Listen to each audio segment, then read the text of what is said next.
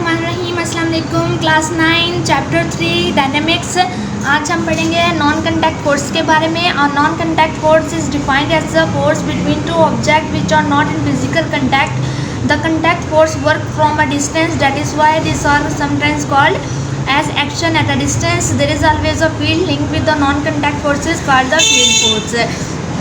तो non contact force ऐसी force होती है जो जब दो ऑब्जेक्ट आपस में छू ना रहे हों लेकिन इनके दरमियान एक फ़ोर्स मौजूद होती है। ये फोर्सेस डिस्टेंस और फासले से असरअंदाज होती हैं, इसलिए इसे एक्शन एट अ डिस्टेंस भी कहते हैं। ये एक माहौल बनाती है, एक रीजन क्रिएट करती हैं, एक फील्ड क्रिएट करती हैं बगैर छुई एक दूसरे को। तो एक क्रिएट करती हैं बगैर छुए एक दूसरे को, इसलिए इसे नॉन कंटैक्ट फोर्स और फील्ड फोर्स भी कहा जाता है। इनकी मिसालें ये हैं ग्रेविटेशनल फोर्स। ग्रेविटेशनल फोर्स ऐसी फोर्स है जो ज़मीन या कोई भी जिस्म दूसरे जिस्म पर असरअंदाज होता है और उसे अपनी तरफ खींचने की कोशिश करता है। ये कोई भी एक ज़मीन या कोई भी दूसरा जिस्म दूसरी चीज़ों पर अपनी कुव्वत के ज़रिए खींचने की कोशिश करते हैं, इसे ग्रेविटेशनल फोर्स कहते हैं। Gravitational force is an attractive force. Gravitation एक खींचने वाली कुव्वत होती है that exist among all the bodies which have mess.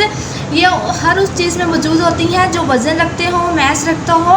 मिसाल के तौर पर अगर कोई भी ऑब्जेक्ट मैस रखता होगा तो उसके दरमियान ग्रेविटेशनल फोर्स होगी। It is a long range force.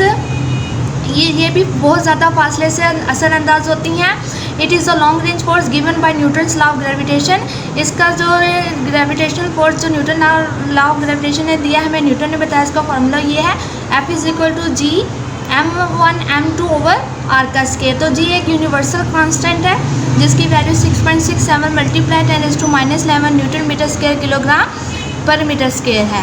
मिसाल के तौर पर जब एक सेब दरख्त से नीचे गिरता है तो ज़मीन की कशिश शक्ल उस पर असरअंदाज हो रही होती है, जिसकी वजह से वो ज़मीन ही खींचता है, ज़मीन की तरफ ही गिरता है और ज़मीन उसे अपनी तरफ खींचता है। आप कोई भी चीज़ ऊपर की तरफ उछालते हैं वो वापस नीचे ही की तरफ आती है, उससे ज़मीन की कशिश शक्ल ही एक्ट कर रही होती है। ग्रेविटेशनल फोर्स उस पर एक्ट करती है जो उसे ज़मीन की तरफ खींचती है और वापस ज़मीन की तरफ ही गिरता है, वो वापस आकर कहीं और नहीं जाता।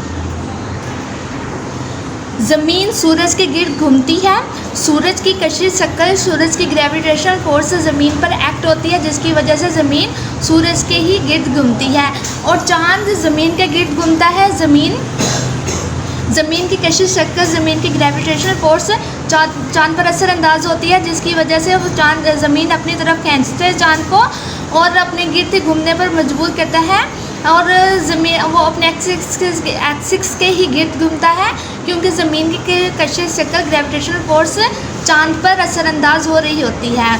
और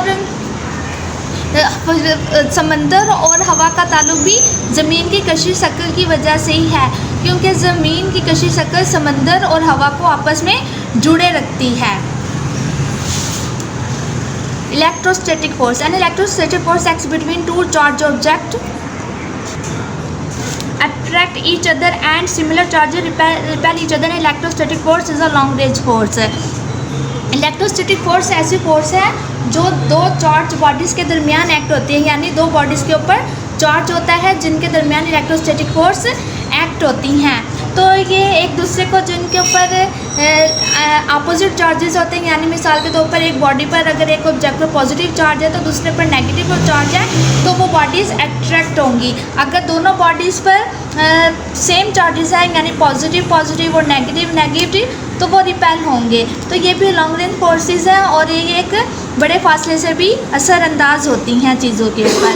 मिसाल के तौर पर आपने दो बैलून्स लिए अगर कपड़े से रगड़ेंगे तो उनके ऊपर एक जैसा चार्ज क्रिएट हो जाएगा, यानी वो दोनों बैलून्स पर पॉजिटिव चार्ज क्रिएट हो जाएगा, तो वो एक दूसरे को रिपेल करेंगे। अगर आप कंघी को बालों में रगड़ कर उसके किसी कागज़ के नज़दीक लेकर आएंगे तो वो कंघी कागज़ को अपनी तरफ खींचेगी, क्योंकि कंघी के ऊपर एक चार्ज क्रिएट हो जाता है जो गैर चार्ज शुदा कागज़ को अपनी तरफ खींचता है।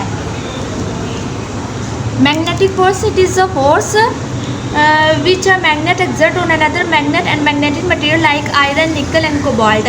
मैग्नेटिक फोर्स ऐसी कुव्वत है जो दूसरे मैग्नेट पर फोर्स को एक्सर्ट करती है, यानी फोर्स लगाती है, और मैग्नेटिक मटेरियल जैसे कि आयरन, निकल एंड कोबाल्ट इनको अपनी तरफ खींचते हैं। मिसाल के तौर पर अगर आप एक मैग्नेट के नज़दीक कील्स वगैरह लाते हैं, लोहे की कीलें वगैरह, तो वो मैग्नेट उसे बगैर छुए अपनी ही तरफ खींचती हैं। मैग्नेट्स के नॉर्थ पोल होता है, साउथ पोल होता है। जब आप एक मैग्नेट का साउथ पोल और दूसरे मैग्नेट को नॉर्थ पोल को करीब लेकर आएंगे, वो एक दूसरे को अट्रैक्ट करेंगी, और जैसे ही आप नॉर्थ पोल को नॉर्थ पोल के करीब लेके आएंगे तो वो रिपेल करेंगी।